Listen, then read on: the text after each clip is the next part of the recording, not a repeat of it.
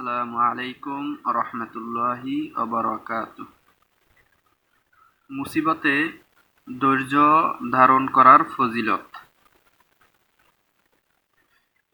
আমি তোমাদের পরীক্ষা করিব কিঞ্চিত ভয় দ্বারা, যাহা বিরোধীদের পক্ষ হইতে অথবা বিভিন্ন দুর্ঘটনার কারণে আসিবে, এবং কিঞ্চিত দরিদ্রতা ও ক্ষুধা দ্বারা, আর কিঞ্চিত মাল ও যান ও ফল শস্যের কমতি দ্বারা। অতএব এই ধরনের যে সমস্ত জিনিস তোমাদের সম্মুখে আসিবে, উহার উপর সবর করিবে। আপনি ওই সমস্ত সবরকারীদেরকে সুসংবাদ শুনাইয়া দিন, যাহাদের অভ্যাস এই যে, যখন তাহাদের উপর কোনো মুসিবত আসে, তখন তাহারা ইন্না লিল্লাহ ওয়া ইন্না ইলাইহি রাজিউন পড়ে।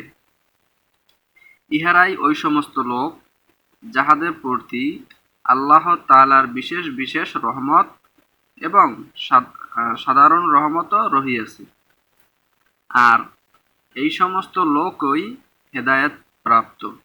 সূরা বাকারা আয়াত 155 থেকে 157। ফায়দা: মুসিবতের সময় মৌখিক ইন্না লিল্লাহ পড়া উপকারী ও সওয়াবের কাজ। অন্তত উহার অর্থ বুঝিয়া পড়া আরো অধিক কার্যকর, সওয়াব ও প্রশান্তির কারণ। ইহার অর্থ এই যে, আমরা সকলেই নিজেদের জান-মাল সহকারে আল্লাহ তাআলারই মালিকানাভুক্ত, আর মালিকের জন্য নিজের মালিকানায় সর্বপ্রকার অধিকার খাটাইবার হক রহিয়াছে। তিনি যেভাবে চাহেন অধিকার খাটাইতে পারেন, এবং আমরা সকলেই আল্লাহ তাআলারই দিকে ফিরিয়া যাইব, অর্থাৎ মৃত্যুর পর সকলেই সেখানে যাইতে হইবে। এই জগতের ক্ষতি ও কষ্টসমূহের বদলা ও সওয়াব অধিক পরিমাণে সেখানে পাওয়া যাইবে। যেমন দুনিয়াতে যদি কোনো ব্যক্তির কিছু ক্ষতি হইয়া যায়, এবং তাহার পূর্ণ বিশ্বাস থাকে যে অতি শীঘ্রই এই ক্ষতির বিনিময়ে সে অনেক বেশি পাইয়া যাইবে, তবে উক্ত ক্ষতির কারণে তাহার সামান্য মাত্র কষ্ট হয় না। এমনিভাবে যদি আল্লাহ তাআলার নিকট অধিক হইতে অধিক বদলা পাওয়ার একিন হইয়া যায়, তবে সামান্যতম কষ্ট থাকে না।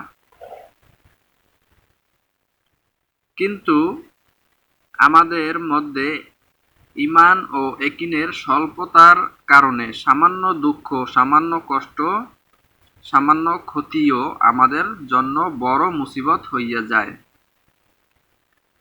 আল্লাহ তাআলা কালামে পাকে এই দিকেও সংক্ষিপ্তভাবে বিস্তারিতভাবে অনেক জায়গায় সতর্ক করিয়াছেন যে, এই দুনিয়া কঠিন পরীক্ষার জায়গা, এবং বিভিন্ন প্রকারে পরীক্ষা হইয়া থাকে। কখনো সম্পদের প্রাচুর্যের দ্বারা যে কিভাবে কামাই করিয়াছে এবং কিভাবে খরচ করা হইতেছে, আর কখনো দরিদ্র ও ক্ষুধার দ্বারা যে উহাকে কিভাবে গ্রহণ করা হইতেছে। হুতাশের মাধ্যমে নাকি ধৈর্য ও নামাজের মাধ্যমে।